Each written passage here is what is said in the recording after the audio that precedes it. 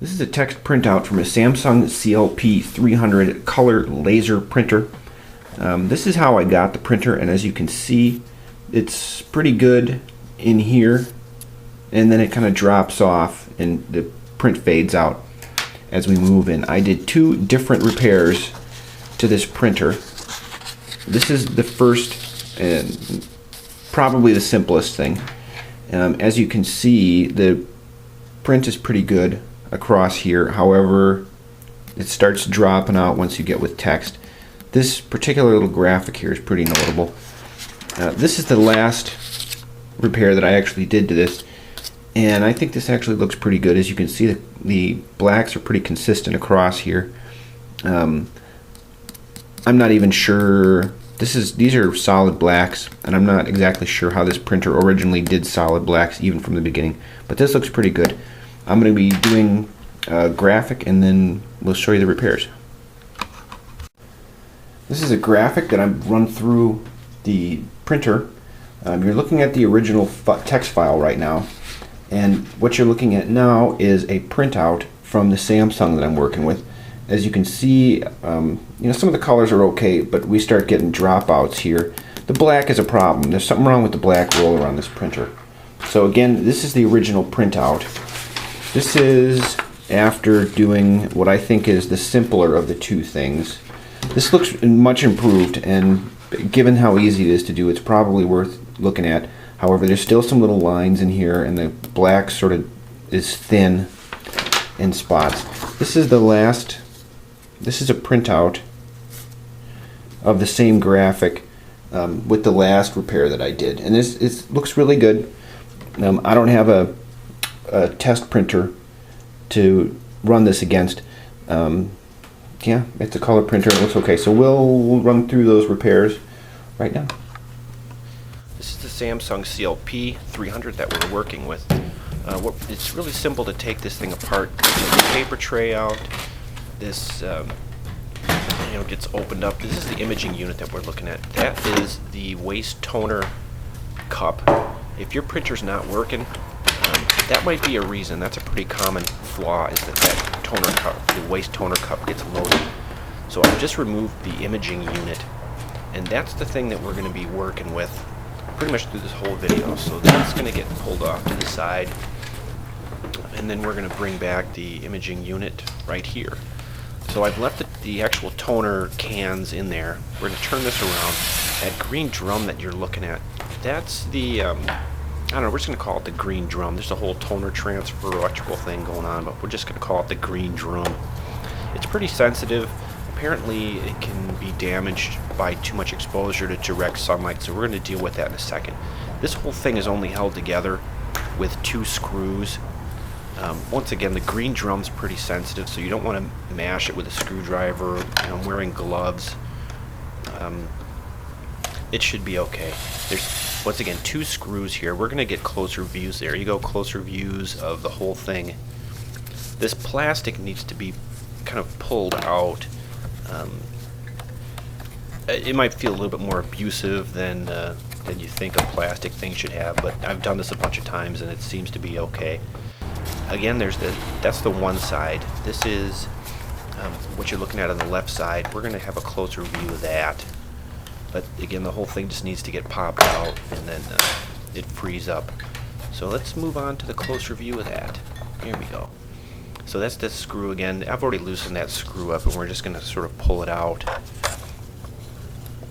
This arm kind of needs to get just sort of crangled out. And then there's two feet at the bottom of this green drum unit that need to come out from the actual imaging unit that we extracted. We're going to be showing all that stuff later.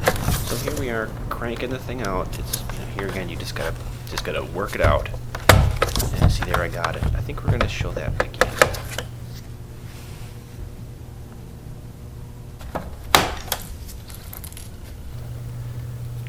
So this exposes our 4 color toner transfer rollers. you'll look carefully, you'll see there's a spring here which is not really attached to anything. It's going to be important to know where that is and hang on to it. I used a small cup and just put all the little screws and such. It mounts right there, and we're going to need to put that back when we reassemble this unit. Again, not challenging. These toner rollers are not attached really to anything, and they just slide right out. They're all actually very similar, with the exception of that, we'll call it the feed tunnel on top of them. They yeah, they all just slide out. You're going to want to keep these level, as the back of that feed tunnel is kind of open, so if you tip these you might dump toner out. You're going to lose some toner doing this process. You can maybe recover most of it, but there's going to be some. But if you can minimize that by holding these level and not having toner dump out of the back, I suppose that's probably a good thing. I'm pulling out the black on the bottom right now. The black one is our problem child, and the actual repair is going to be on this one. I'm going to be using the other colors throughout this video, as it's easier to sort of see what's going on with the toner roller, where the black just doesn't show up so hot on video. So we'll be moving on to the next thing, which is to put the, I guess we'll call it the green drum section back into place. As you saw, there's two screws on the bottom of that unit. There are 2 feet which need to be socketed into little holes, and we're going to show you those in a second. I might have mentioned earlier, this green drum is apparently sensitive to sunlight and can be damaged with excessive exposure, and scratching it is not good either. So you want to be careful with the green unit. Again, with the feet need to be socketed into holes, and we're showing them right here. So that's the hole, excuse me, where the foot goes into. It's kind of a big deal, and it's kind of not. It's the feet need to be engaged properly for this unit to be put back together, and if the feet are not engaged properly, this unit is not going to fit back into the printer. So it's there. See, I just dropped it in, but you got to make sure that they're in there. On the opposite side is the data cable. That's something you need to make sure that you keep out of the way. So again, this needs to be protected from damage, be it things falling on it, or direct sunlight. I've heard other people doing things like putting towels over it or putting this in a box. I just put it back together and stuck it back in the printer. This whole repair, it actually goes through pretty quickly, but if you're going to be doing this over a couple of days or something like that, you might as well just put it back in the printer. So here we are with the 4 individual color toner transfer units. They're all the same unit, with the exception of that feed tunnel in the back of them. The second repair, which we're going to be doing in the second video, involves transferring some parts back and forth between the units. This one right now, what we're going to do is we're going to pull the lid off of the black unit, which is again is our trouble child, and then we're going to be changing that. So this is something we're going to be revisiting a bit, and what I'm doing is I'm taking a toner cartridge here and I'm cleaning off some of the toner, and then I'm manually rolling the drum by hand. What you're looking for is to see that the drum is getting good, clean, even coverage of toner across its length. The black one doesn't look very good. However, it's black and it doesn't show up on video very well. The magenta, actually all the other colors look pretty good. So you can just kind of see how that works out. I think we'll be doing this with yellow as well. That's high contrast and can be seen pretty cleanly. Oh, there it is. There's yellow. So I've cleaned off a bunch of toner, and then we're going to manually roll that again and see that there's a nice clean, even coverage of toner across that drum. This is also, you can see where my thumb is at the very top of the screen. There's a plastic guard on the top of this transfer roller. It's not really in the way of anything. I think it's glued on, but it's one of the differences between the toner cartridges. Not that much. So this is our black problem child toner transfer unit. There are 5 screws on the top of it, and those need to come out. It's not very challenging, and then that lid comes off. So at this point I'm going to show you a graphic that I've prepared to hopefully explain this whole thing a little bit more.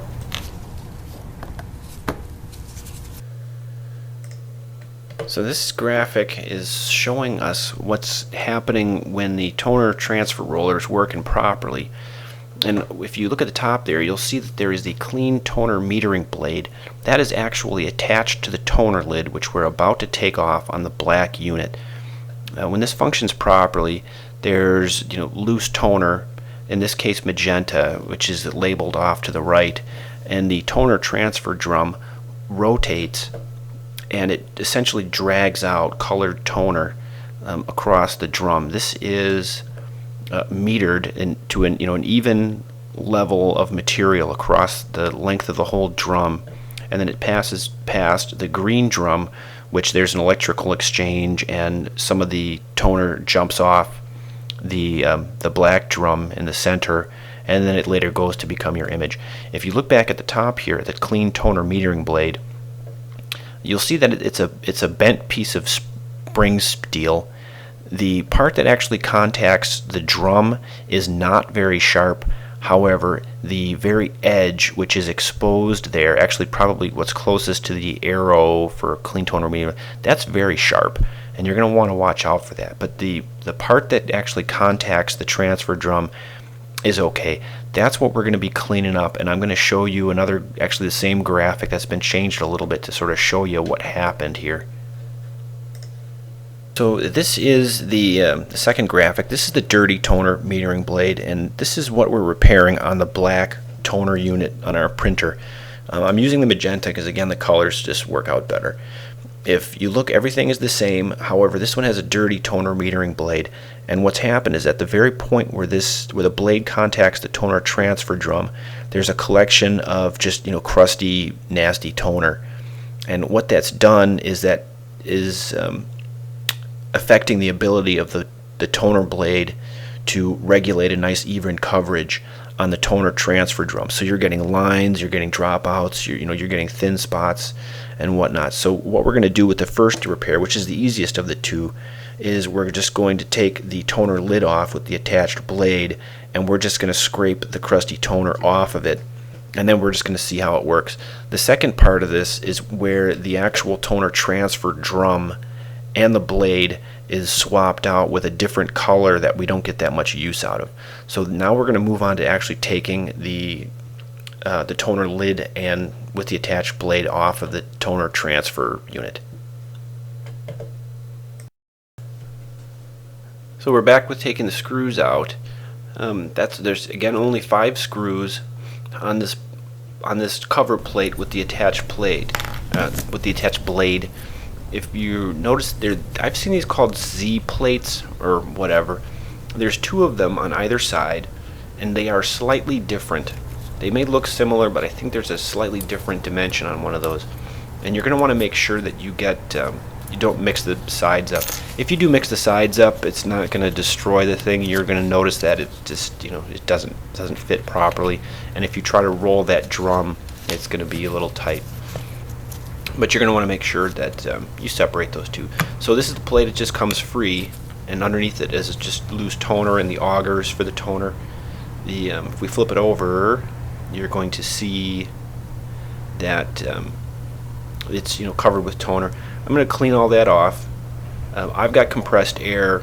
You can do whatever and use 91% alcohol, rubbing alcohol. Maybe just wipe that thing down a little bit.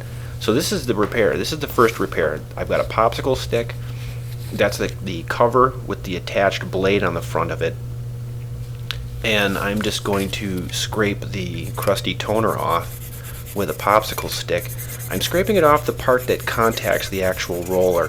The sharper point, which is on the opposite side, is you can scrape on it with a popsicle stick if you want to, but it's not affecting anything. So that's it. You just want to scrape that off, and then we're going to be putting that plate back on right now. And the thing to notice is when you seat this plate back, there are little foam fingers on the actual toner cartridge, and you need to make sure that those foam fingers are not being pinched by the lid. And I'm going to show a closer view of this in just a second here.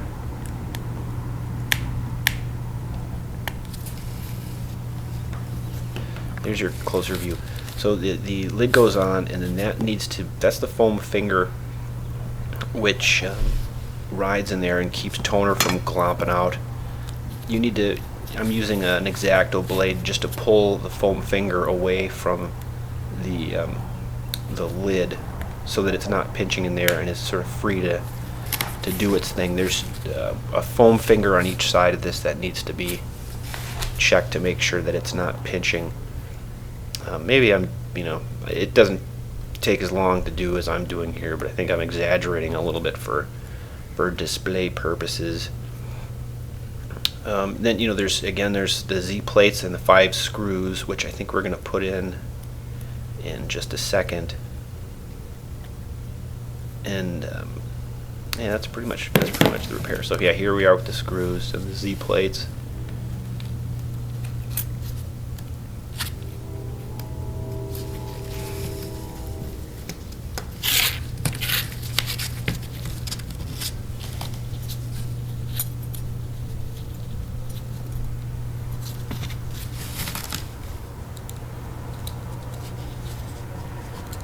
Again, there's 5 screws.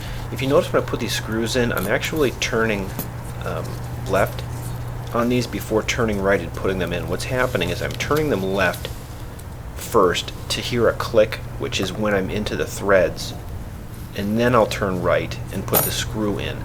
This is a tactic to avoid stripping out the plastic, which, if you do this a couple of times and you strip some screws out, that's kind of unfortunate, and you're going to have drama trying to reestablish it. I'm also tightening these down. I'm actually just putting the screws in and putting them on loosely, and then I'm going to tighten them all up completely. And I've been installing these in a crosswise fashion to try and keep the plate from warping ever so slightly. I do that with everything, so maybe it's not so important here, but we're doing it.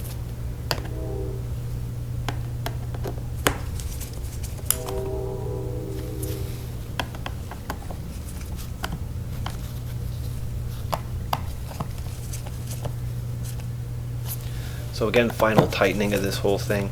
I think at the end of this one I'll be rotating. Yeah, I'm going to again rotate I'm going to clean off some of the toner, and then rotate the drum by turning it clockwise as you're looking at the gear to see what kind of coverage I'm getting. This again is the black one, and you really can't see it too well in the video. The coverage on this, as it sits now, is okay. It could be better, but it doesn't take too much energy to get them in and out, so I'll just try it and see how it works out. And as you saw in the beginning, it's okay. So we're going to move to the second video, and what we're doing in the second video is to swap some parts back and forth between the black and blue toner transfer units. I chose blue because I think I was looking at the some of the stats as like part of a settings printout for this printer, and it seemed like the blue was being used the least, so it was A, probably in the best shape, and B, if I put the slightly messed up parts from the black toner in there, it probably won't show up as much. You may have a different situation, but that's all you. So if just cleaning off the blade gives you good toner coverage, then you can just go with it and reinstall the whole thing. And here's a sped up version of that. Again, its assembly is reversive removal, and we're going to put the yellow toner in last here at the top, making sure to seat properly in the feet in the holes. This is also, I slowed this down because this is where we need to remember to put the spring in. Well, you can't really see it, but that's the spring in my little cup, and that goes on a post. You should see the post pretty plainly. I guess I could have included a better view of it, but I didn't. And that snaps together, and then there's the 2 screws that we talked about in the beginning, and then the whole unit goes back in, and you can see what you got. So I'm going to put a link in the corner here to part 2, which is the part swap section of this, and we'll just kind of assume that you're at the point before putting all this all back together again, and then we'll continue on. So hopefully this has been helpful to you, and if not, maybe the next portion will. Thank you.